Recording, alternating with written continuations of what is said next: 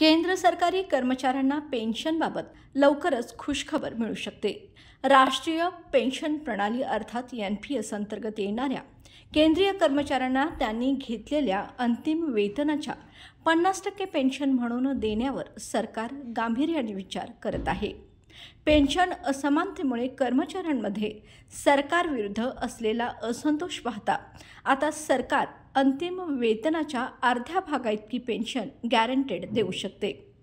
अर्थमंत्री निर्मला सीतारामन यांनी यापूर्वी या योजनेच्या व्यावहारिकतेचा शोध घेण्यासाठी अर्थसचिव TV सोमनाथन यांच्या अध्यक्षतेखाली एका समितीचे गठन करण्याची घोषणा केली होती।